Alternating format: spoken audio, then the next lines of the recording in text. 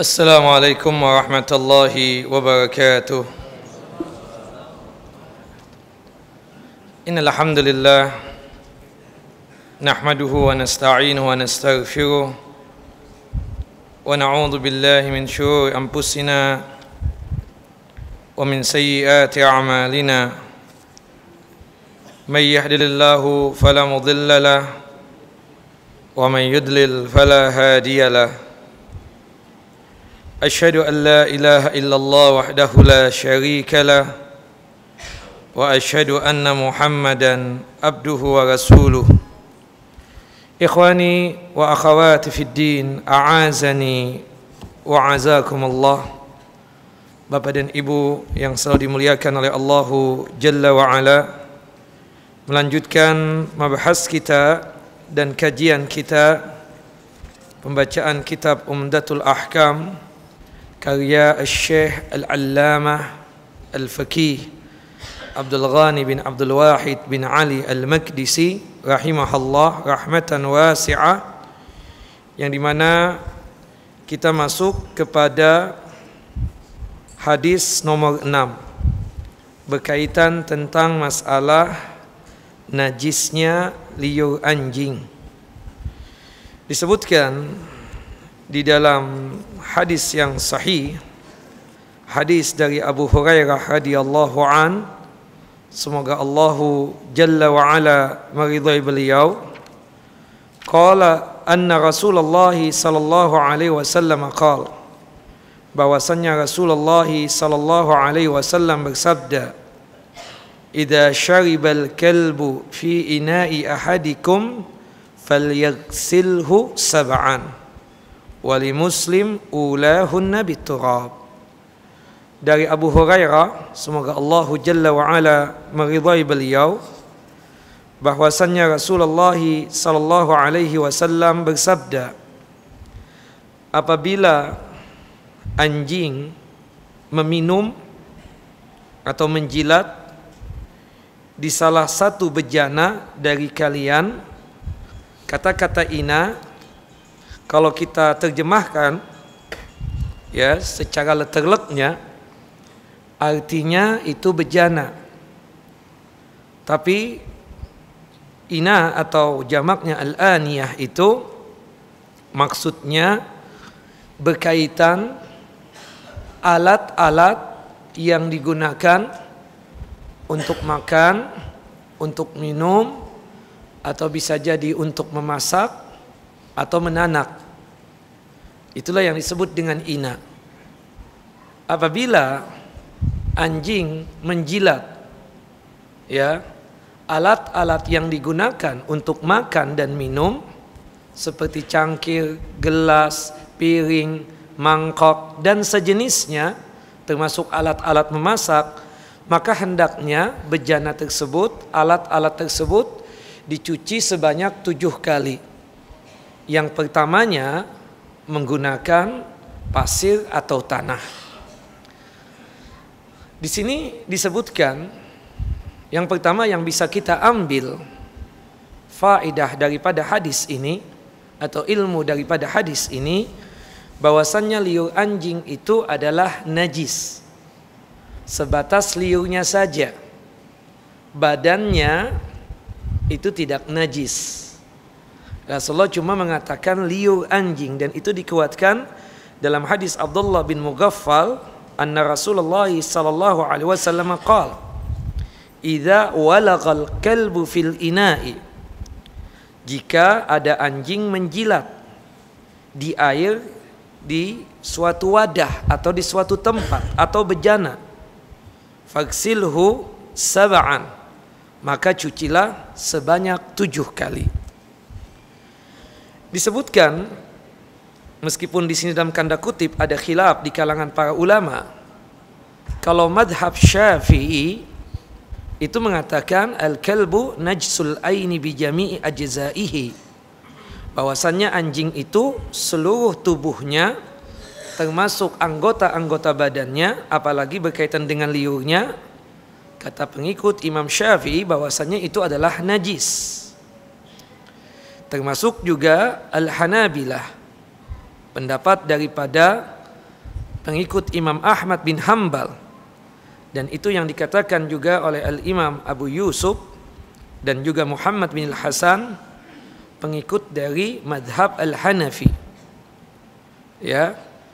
Dan itu yang dikatakan oleh sebagian ulama, di antaranya Al-Imam San'ani di dalam kitab Subulus Salam, sarah daripada kitab Bulughul Maram, termasuk juga Syekh Muhammad bin Saleh Al-Utsaimin. Tetapi ya, secara mayoritas ulama bahwasannya cuma sebatas liurnya saja. Rasulullah SAW tidak pernah mengatakan badannya.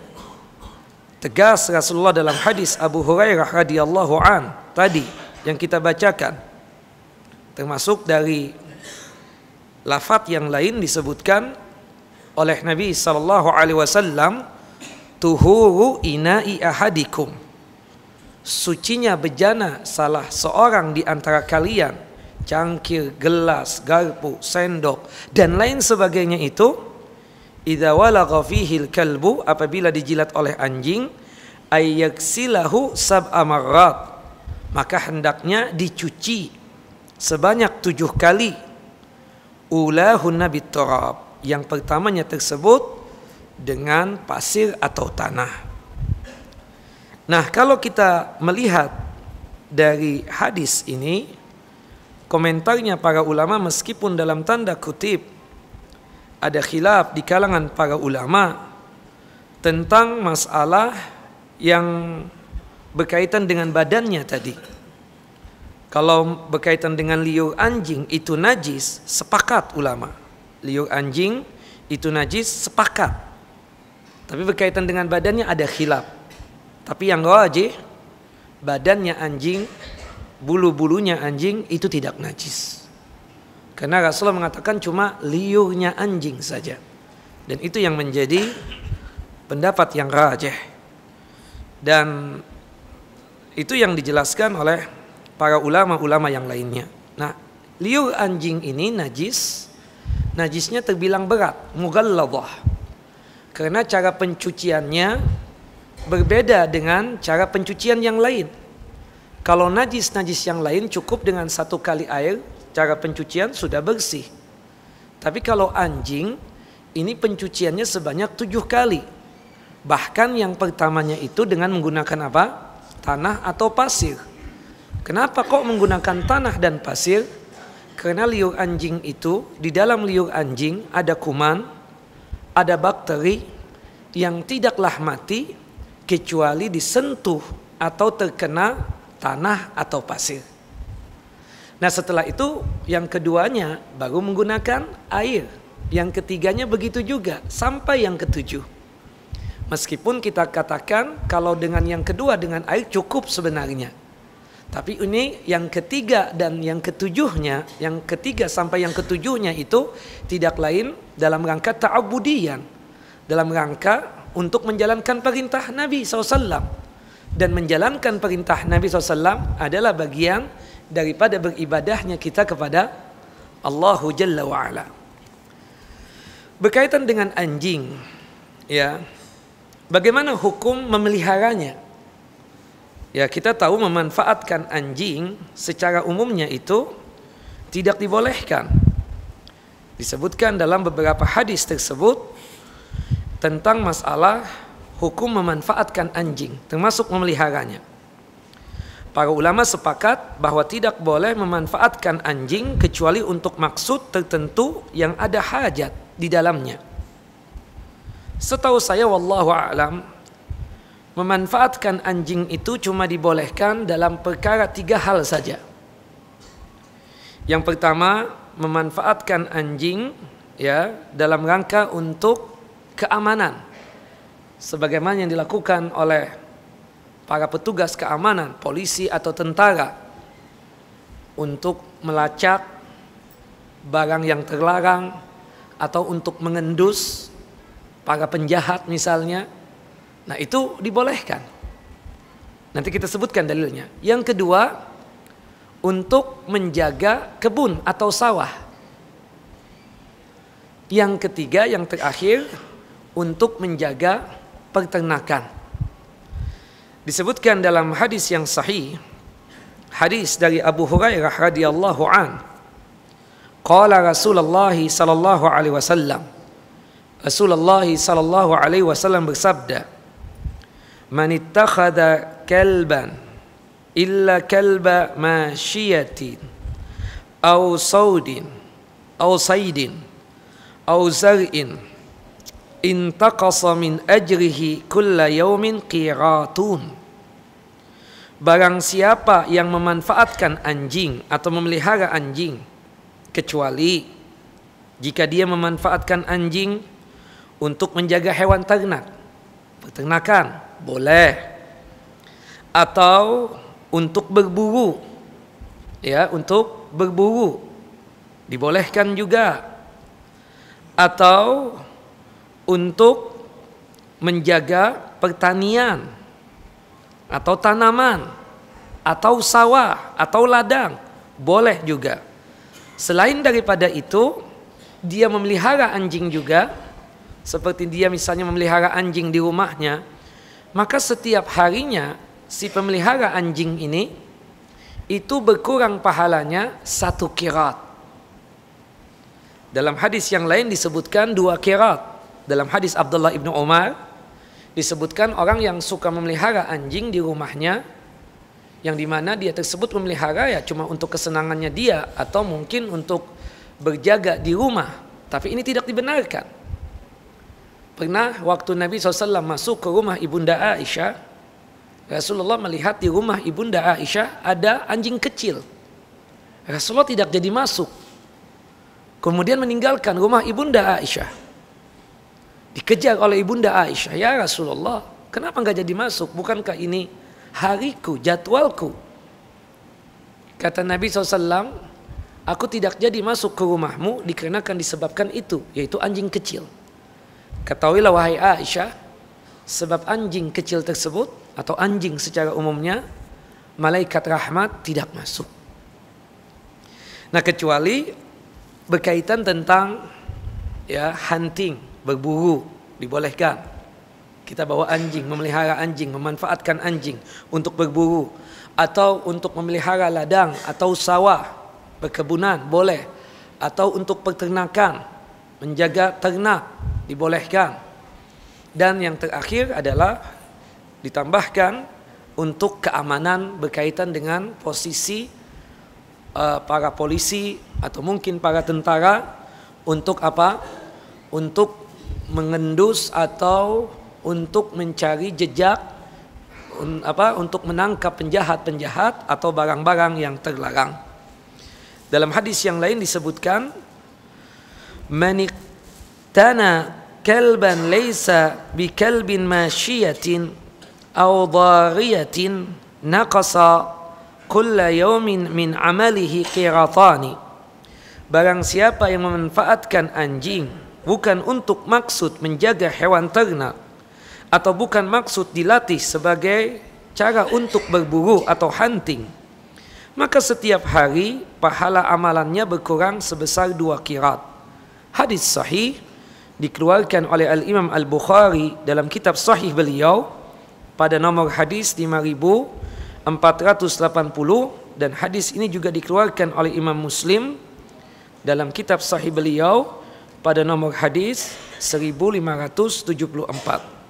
Makanya anjing yang dibolehkan untuk dimanfaatkan adalah untuk 3 maksud saja, yaitu sebagai anjing yang digunakan untuk hunting, berburu, atau anjing yang digunakan untuk menjaga hewan ternak atau ladang atau sawah, dan yang terakhir adalah untuk menjaga keamanan berkaitan dengan kepolisian atau negara secara umumnya, atau berkaitan dengan apa yang digunakan dan dimanfaatkan oleh petugas keamanan untuk mencari barang-barang yang terlarang atau untuk mencari jejak para penjahat. Wallahu a'lam. Nah, itu berkaitan tentang masalah pemeliharaan anjing. Adapun memelihara anjing, memanfaatkan anjing untuk menjaga di rumah, dikatakan oleh Al-Imam Ibnu Qudamah rahimahullah rahmatan wasi'ah, wa ini tanahu li hifdzil buyut lam yajuz, ya, lil khabari. Bahwasannya kata Al-Imam Ibnu Qudamah, jika sekiranya memelihara anjing untuk tujuan menjaga keamanan di rumah dari pencurian atau dari maling, maka pendapat yang paling kuat adalah tidak dibenarkan dan tidak boleh, dikarenakan ada hadis Nabi SAW yang menjelaskan hal itu, dan ini menjadi pendapat mayoritas ulama. Kemudian intinya kalau untuk di rumah, sebagaimana tadi yang disebutkan di dalam hadis Ibunda Aisyah, ketika Rasulullah mau masuk ke rumah Ibunda Aisyah ada anjing kecil, Rasulullah tidak jadi masuk, dikarenakan apa? Malaikat rahmat tidak masuk, kata Nabi SAW. Dan ini penegasan bahwasannya memelihara anjing di rumah meskipun tujuannya untuk keamanan itu tidak dibolehkan. Cukup kita ganti dengan angsa, boleh kan? Angsa juga kalau melihat maling manusia bersuara enggak? Bersuara, sama dengan anjing juga. Nah kalau angsa dibolehkan yang demikian. Wallahu a'lam. Taib. Nah itu berkaitan tentang hadis nomor 6 dan juga hadis nomor 7. Nah adapun kita katakan jika liur anjing itu terkena di pakaian kita, ya, itu kita katakan tidak berlaku hukumnya sebagaimana hadis ini.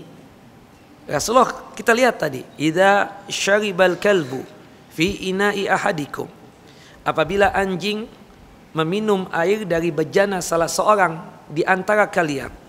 Dalam hadis yang lain, idza walagha fihil kalbu, apabila anjing tersebut menjilat ina ahadikum, bejana salah seorang di antara kalian. Sekali lagi, ina atau bejana tersebut adalah apa?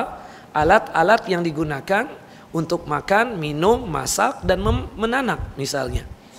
Nah itu yang kita mencuci cangkir gelas yang dijilat oleh anjing tersebut dengan 7 kali cucian.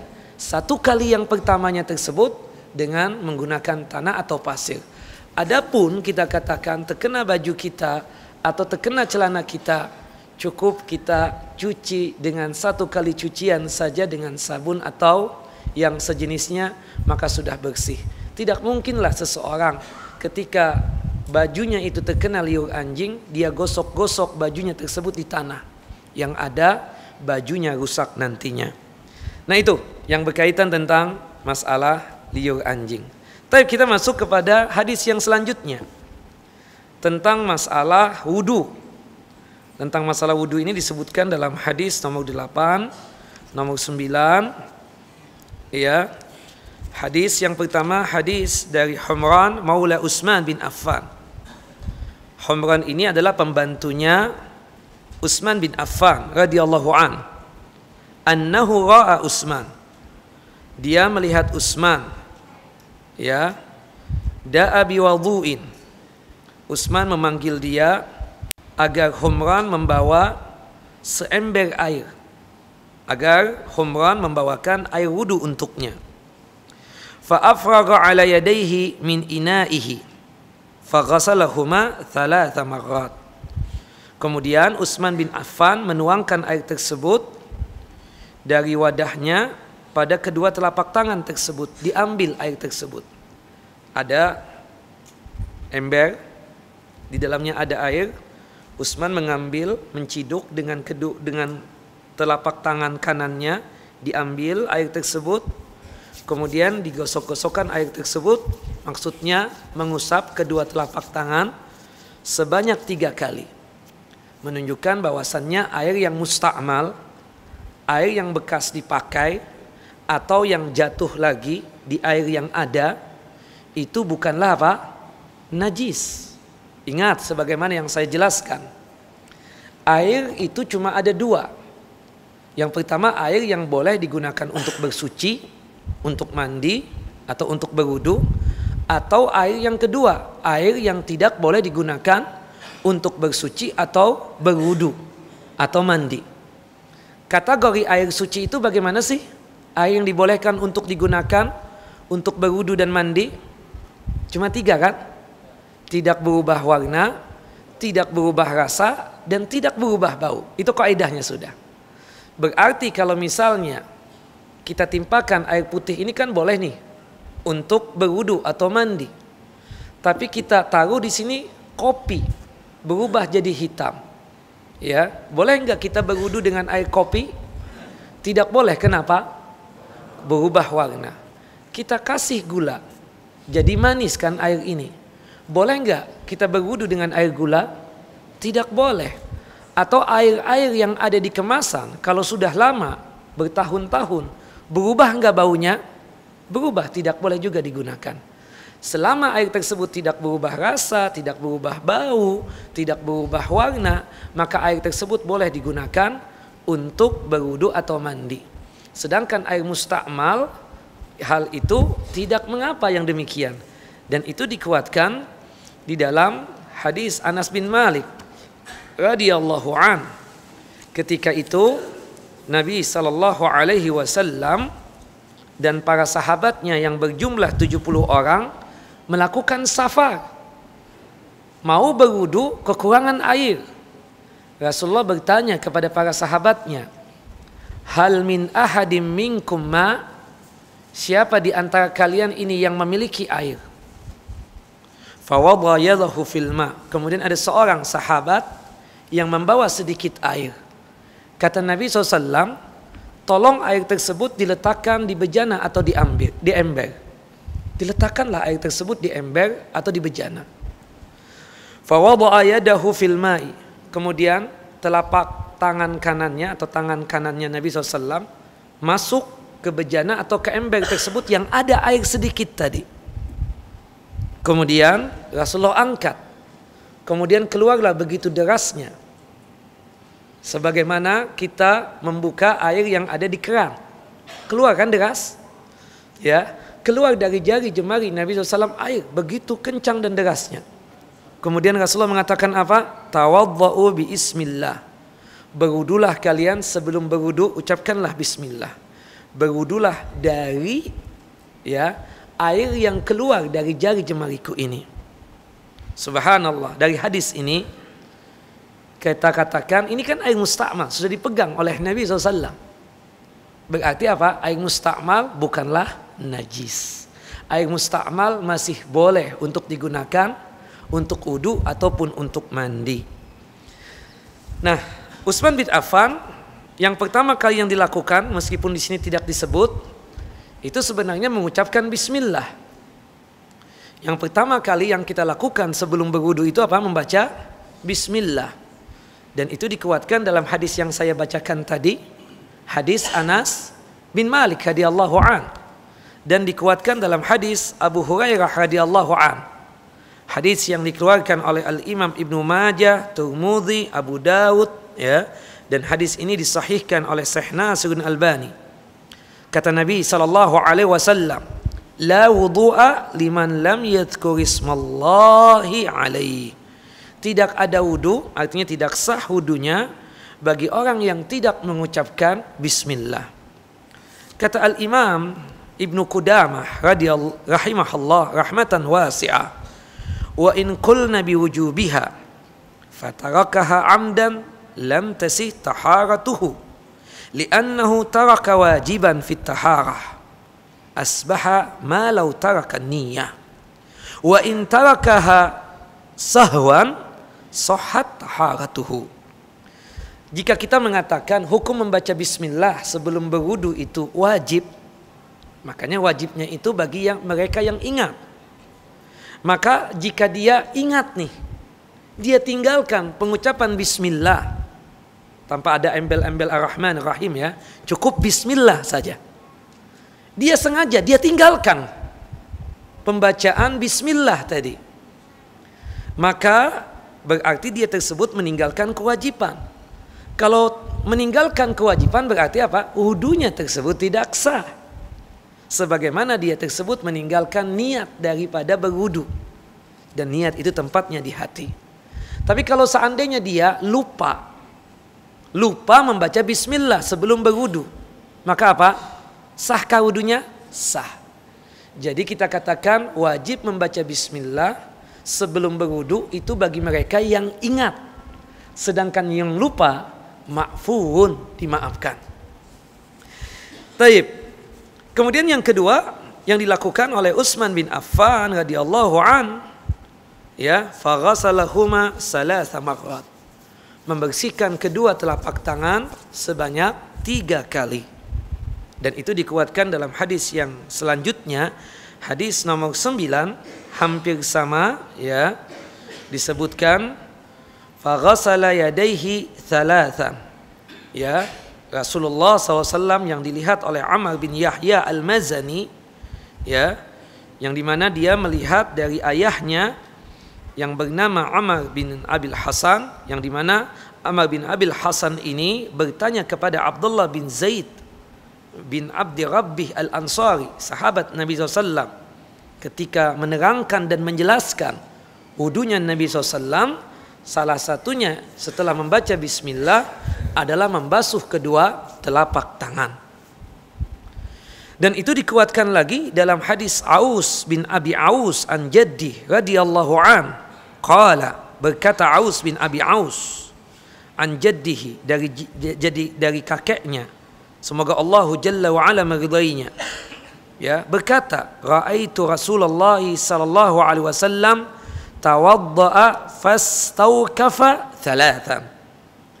Kata kakeknya Aus bin Aus ini yang kebetulan adalah sahabat Nabi, aku melihat Rasulullah SAW pada saat berwudu, di antara yang dibasuh oleh Nabi SAW adalah kedua telapak tangan sebanyak 3 kali basuhan. Hadis sahih dikeluarkan oleh Imam Ahmad dan juga oleh Al-Imam An-Nasai.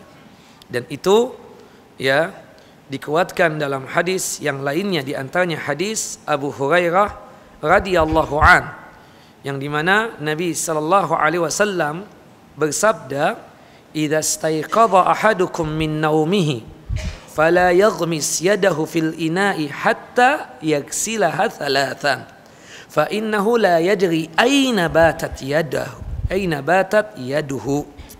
Apabila salah seorang di antara kalian ini bangun dari tidur kalian, maka janganlah kedua tangan kalian tersebut langsung dimasukkan ke ember atau ke bejana sampai dia sudah bersihkan kedua telapak tangannya sebanyak 3 kali. Karena dia tidak tahu tadi malam pada waktu dia tidur tersebut kedua tangannya itu di mana tinggalnya. Jangan-jangan memegang sesuatu yang kotor. Taib, yang ketiga yang dilakukan oleh Nabi sallallahu alaihi wasallam sebagaimana yang dicontohkan oleh Utsman bin Affan kepada pembantunya yang bernama Humran, summa tamatmadha wastanshaqa wastanthara. Kemudian Utsman bin Affan berkumur-kumur sekaligus istinsyaq. Berkumur-kumur dalam bahasa Arab, ya, itu tamatmad itu berkumur-kumur.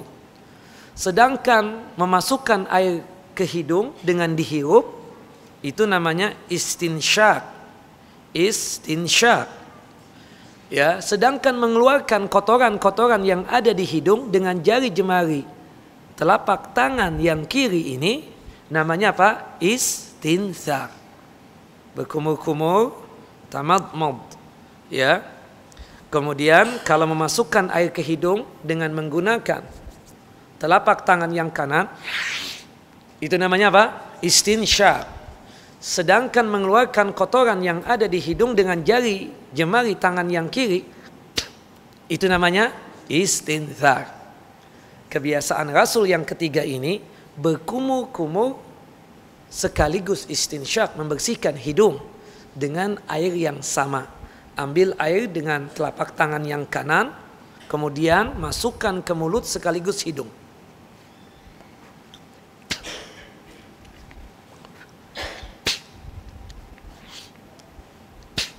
Jelas bapak-bapak, ibu-ibu? Seperti itu ya yang dicontohkan oleh Nabi sallallahu alaihi wasallam. Meskipun boleh kita tersebut berkumur-kumur sendiri, istinsyaq dan istinsar sendiri boleh. Tidak mengapa yang demikian, ya. Kemudian yang keempat, summa ghasala wajhahu thalathan. Nabi SAW membasuh wajah beliau sebanyak 3 kali. Dan itu dikuatkan dalam firman Allah dalam surah Al-Ma'idah, surah yang kelima ayat yang ke-6. Ya ayyuhalladzina amanu idza kuntum ilas salah faghsilu wujuhakum. Apabila kalian tersebut mau solat, maka berwudulah. Salah satu yang dilakukan dari apa yang dibasuh dari anggota wudu tersebut adalah wajah. Berapa kali? 3 kali. Dan ingat, sebagaimana yang saya ingatkan pada pertemuan yang lalu sebelum azan, ya, ambil air dengan telapak tangan yang kanan atau kedua telapak tangan. Kemudian air tersebut dikenakan di seluruh wajah. Jangan cuma sekedar ditimpuk-timpukkan. Khawatirnya air tersebut tidak terkena bagian daripada wajah ini. Ingat, jidat termasuk wajah.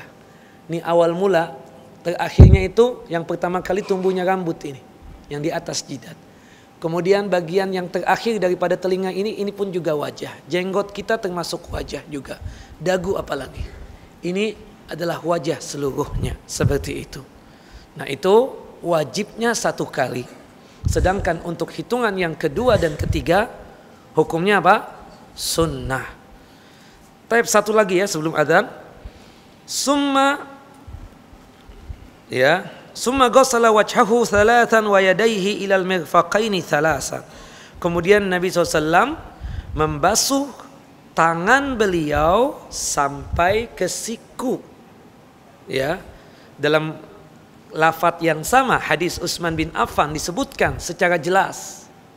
Dalam riwayat Imam Al-Bukhari secara jelas disebutkan tangan yang kanan dulu 3 kali sampai ke siku. Ini yang dikatakan siku. Ya, ini otot-otot bagian yang bawahnya ketek nih, ketiak. Kita katakan wajibnya apa? Kata Allah sampai ke siku. Maksudnya kata Allah, faghsilu wujuhakum wa aydiyakum ilal marafiq. Kata-kata ilal marafiq, basuhlah tangan kalian. Yang mana yang dibasuh dulu? Siku apa telapak tangan? Telapak tangan, jari jemari-jemari dulu sampai ke siku. Maksudnya ilal marafiq, ma'al marafiq. Termasuk yang dibasuh juga adalah sikunya. 3 kali yang tangan kanan, 3 kali baru tangan yang kiri. Wajibnya 1 kali 1 kali. Sedangkan hitungan yang kedua dan ketiga hukumnya apa? Sunnah. Wallahu a'lam. Kemudian selanjutnya setelah membasuh tangan sampai ke siku, kalau kita mencoba untuk mengulang, yang pertama membaca bismillah, yang kedua membersihkan kedua telapak tangan sebanyak 3 kali, kemudian yang ketiga berkumur-kumur sekaligus istinsyaq dan juga istinthar, ya, sebanyak 3 kali juga, kemudian membasuh wajah yang keempatnya sebanyak 3 kali.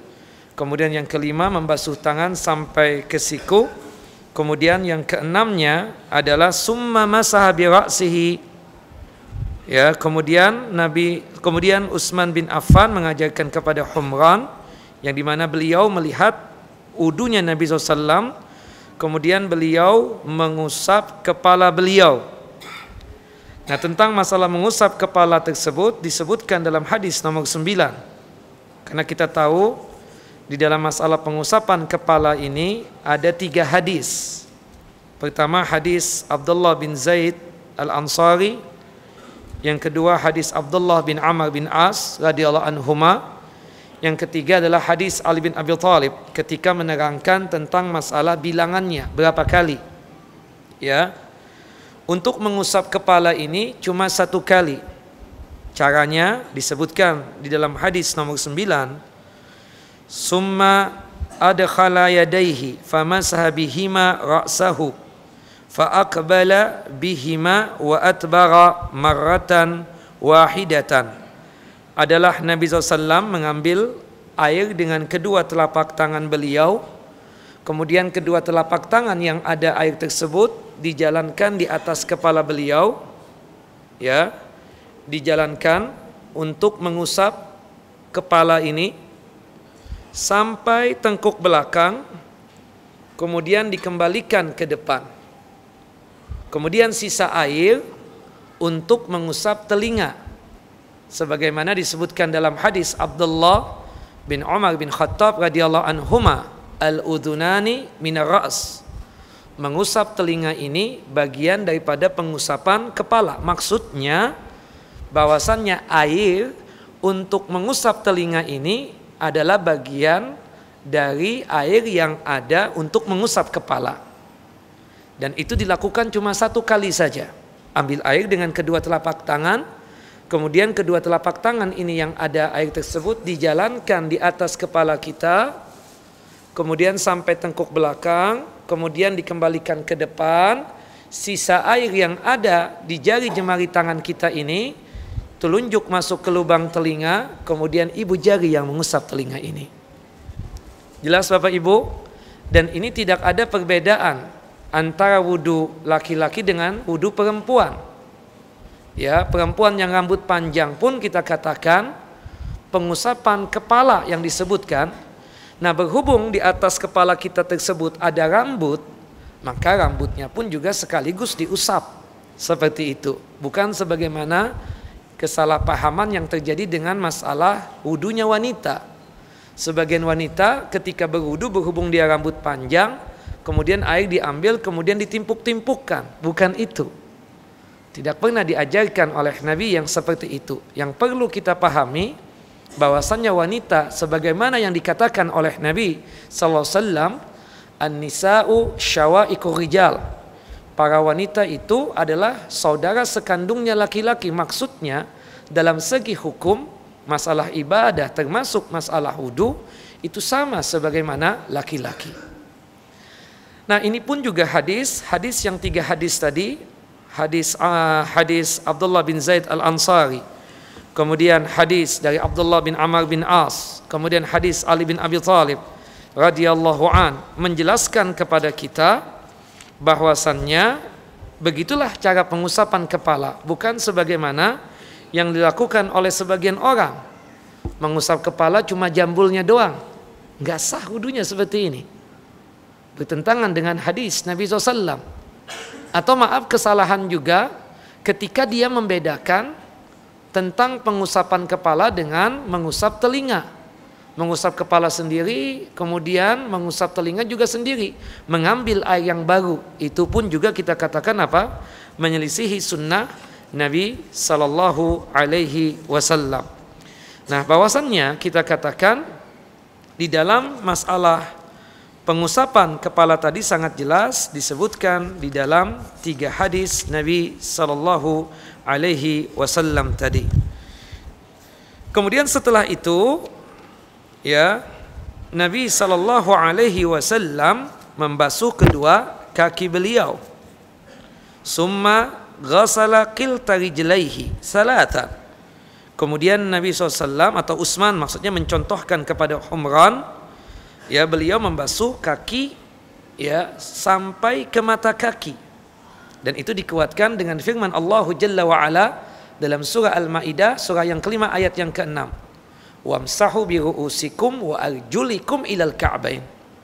Dan basuhlah kedua kaki kalian sampai ke mata kaki.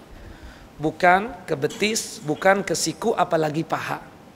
Cuma sebatas mata kaki saja. Makanya mayoritas ulama tidak membolehkan sifat sebagian orang yang melebihkan pembasuhan. Yang seharusnya cuma sampai mata kaki, dia basuh kakinya sampai ke betis atau ke lutut, apalagi ke paha.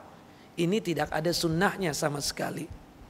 Nah, kalau seandainya untuk melebihkan itu paling berkaitan dengan apa? Tangan kan, sama kaki. Kepala mana yang mau dilebihkan? Muka yang mana yang mau dilebihkan? Tidak ada yang demikian. Nah, itu untuk membantah apa yang dilakukan atau yang diyakini oleh sebagian orang. Nah, itu dikuatkan juga di dalam hadis Abdullah bin Zaid al-Ansari nomor 9 juga. Summa ghassala rijlaihi. Rasulullah sallallahu alaihi wasallam membasuh kedua kaki beliau sampai mana? Sampai ke mata kaki, dengan dikuatkan dalam hadis Nabi sallallahu alaihi wasallam. Nah, setelah itu, setelah selesai membasuh kaki, jangan lupa Berkaitan dengan membasuh kaki ini diantaranya membasuh sela-sela jari jemari. Itu termasuk yang dibasuh. Sebagaimana yang disebutkan di dalam hadis Laqit bin Sabirah radhiyallahu an, semoga Allah Jalla wa ala meridai beliau, qala berkata, qultu ya Rasulullah akhbirni anil wudu. Laqit bin Sabirah bertanya kepada Nabi SAW, ya Rasulullah, tolong dong terangkan kepadaku tentang masalah wudu. Qala sallallahu alaihi wasallam, Rasulullah pun menjawab, asbighil wudu'a, sempurnakan wudu engkau. Wa khallil bainal asabi, jangan lupa bersihkan sela-sela jari jemari, baik yang tangan ataupun sela-sela jari jemari yang kaki. Ya. Dan itu dikuatkan lagi dalam hadis Abdullah ibnu Abbas radhiyallahu anhuma, qala Rasulullah sallallahu alaihi wasallam, Rasulullah sallallahu alaihi wasallam bersabda, asbighil wudu'a wa khallil bainal asabi, sempurnakanlah wudu engkau dan bersihkanlah sela-sela jari jemari sela-sela jari jemari tangan atau sela-sela jari jemari kaki kalian. Biasanya Nabi SAW itu membersihkan sela-sela jari jemari kaki tersebut dengan menggunakan kelingking dari tangan beliau. Para ulama berdebat kelingking yang mana, apakah tangan yang kanan ataukah kelingking tangan yang kiri. Karena dalam hadis Mustawrid radhiyallahu an yang menerangkan tentang pembasuhan sela-sela jari jemari kaki dengan kelingking sifatnya umum. Kata Mustawrid radhiyallahu an, kana an-nabiy sallallahu alaihi wasallam idza tawaddaa dallaka asabi'a rijlaihi bi khinsirihi. Adalah Nabi SAW ketika beliau membasuh kaki beliau membersihkan sela-sela jari jemari beliau dan kaki beliau itu dengan menggunakan kelingking. Tangan yang mana? Ada khilaf. Yang menghususkan menggunakan kelingking tangan yang kiri itu pendapat dari Al-Imam Al-Ghazali yang kemudian diikuti oleh Al-Imam As-San'ani di dalam kitab Subulus Salam. Nah, mereka berdua ini menganalogikan hukum membersihkan sela-sela jari jemari kaki tersebut dengan istinja. Kita tahu kalau istinja, cebok itu dengan apa? Tangan kiri. Nah, beliau berdua ini menganalogikan, mengkiaskan hukum membersihkan sela-sela jari jemari kaki tersebut seperti istinja, kata mereka. Dan ini tentu tidak tepat. Yang rajih, yang benar, ketika membersihkan sela-sela jari jemari tersebut boleh dengan kelingking tangan yang kanan, boleh juga dengan kelingking tangan yang kiri. Nah, itu yang berkaitan tentang dua hadis ini. Selanjutnya mungkin kita bisa tambah dengan hadis yang lain, ya, ketika kita sudah selesai berwudu maka hendaknya kita tersebut melakukan doa sebagaimana yang disebutkan di dalam dua hadis, ya. Pertama berkaitan dengan doa, itu doa yang disebutkan di dalam hadis Umar bin Khattab radhiyallahu an, yang dimana Rasulullah sallallahu alaihi wasallam bersabda, "Ma minkum min ahadin yatawadda fayablughu aw fayusbighu al-wudu." Siapapun di antara kalian ini yang berwudu kemudian dia selesaikan wudunya atau dia sempurnakan wudunya, summa yaqul, kemudian setelah berwudu dia membaca doa seperti ini, asyhadu an la ilaha illallah wa anna Muhammadan abduhu wa rasuluh. Dalam konteks yang lain itu mengatakan asyhadu an la ilaha illallah wahdahu la syarikalah wa asyhadu anna Muhammadan abduhu wa rasuluh. Jadi ada dua konteks. Kalau kita sempurna memang asyhadu an la ilaha illallah wahdahu la syarikalah wa asyhadu anna Muhammadan abduhu wa rasuluh. Cukup sampai di sini. Tapi bagi mereka yang ingin menambah, penambahan yang sahih, yang hadisnya dikeluarkan oleh Al-Imam At-Tirmidzi, yang hadisnya ini juga disahihkan oleh Syekh Nasiruddin Albani, ya, di dalam kitab As-Sahihah, ya, hadis As-Sahihah pada nomor hadis 6000 Allahumma ja'alni minat tawwabina wa ja'alni minal mutatahhirin. Jadi kalau kita rangkumkan semua, gabungkan semua, asyhadu an la ilaha illallah wahdahu la syarikalah wa asyhadu anna Muhammadan abduhu wa rasuluh. Allahumma ja'alni minat tawwabina wa ja'alni minal mutatahhirin. Bagi mereka yang sanggup membaca doa ini, illa futihat lahu abwabul jannati ats-tsamaniyati yadkhulu min ayyiha syaa. Barang siapa yang membaca doa itu tadi, maka terbukalah buat dia pintu surga yang berjumlah 8. Dari manapun dia masuk dipersilahkan oleh Allah Jalla wa Ala. Hadis sahih dikeluarkan oleh Al-Imam Muslim di dalam kitab sahih beliau pada nomor hadis 2304 dan juga dikeluarkan oleh Al-Imam Abu Daud di dalam kitab Sunan beliau pada nomor hadis 169, dan hadis ini juga dikeluarkan oleh Al-Imam At-Tirmidzi, Nasa'i dan juga oleh Al-Imam Ibnu Majah. Kemudian doa yang kedua yang ma'ruf juga kita katakan hadis dari Abu Sa'id Al-Khudri. Doanya ini mirip dengan doa kafaratul majlis, bahkan sama. Kata Nabi SAW, man tawadda'a summa qala inda faraghihi min wudu'ihi.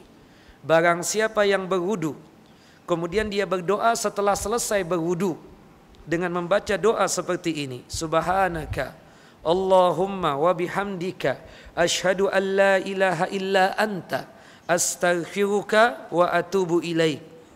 Doa yang mirip dengan doa kafaratul majlis. Subhanaka Allahumma wa bihamdika asyhadu an la ilaha illa anta astaghfiruka wa atubu ilaik. Ini pun doa wudu. Balasannya apa? Kutiba fi rakkin summa ja'ala fi tabi'in atau ju'ila fi tabi'in falam yakthur ila yaumil qiyamah. Maka ditulislah doa tadi yang dia baca di lembaran yang sangat putih, kemudian dicetak, ya, summa tubi'a, dalam hadis yang lain summa ju'ila fi tabi'in, dicetak di satu cetakan yang tidak bakalan hancur sampai hari kiamat. Hadis ini sahih, dikeluarkan oleh Al-Imam Ibnu Sunni dalam kitab Fi Amalil Yawm wa Laylah, dan hadis ini disahihkan oleh Syekh Nasiruddin Albani, dan juga disebutkan bahwasanya hadis ini dikeluarkan oleh Al-Imam Al-Baihaqi. Ala kulli hal, ini diantara tertibnya wudu tersebut, tentunya dengan penambahan-penambahan tadi. Kalau kita melihat di dalam hadis nomor 8 dan nomor 9 tidak ada berkaitan dengan doa ini. Intinya ikhwan, di dalam doa itu asal mula hukum doa mengangkat tangan. Tetapi kita katakan tidak semua, setiap kali Rasulullah berdoa itu mengangkat tangan. Salah satunya ketika Nabi SAW membaca bismillah sebelum berwudu tidak mengangkat tangan. Begitupun juga setelah selesai berwudu beliau berdoa, itu pun juga beliau tidak mengangkat tangan. Jadi ketika kita berdoa berkaitan dengan doa wudu tidak mengangkat tangan. Nah itu yang sahih, itulah yang benar. Wallahu alam. Selesai kita dari pembahasan hadis nomor 8 dan juga nomor 9. Insyaallah Jumat yang akan datang kita masuk kepada hadis nomor 10-nya dan juga nomor 11. Wallahu alam. Wa sallallahu nabiyana Muhammad wa ala ali Muhammad kama sallaita ala Ibrahim wa ala ali Ibrahim innaka Hamidun Majid, wa barik ala Muhammad wa ala ali Muhammad kama barakta ala Ibrahim wa ala ali Ibrahim innaka Hamidun Majid. Subhanakallahumma wa bihamdika asyhadu an la ilaha illa anta astaghfiruka wa atubu ilaik. Assalamualaikum warahmatullahi wabarakatuh.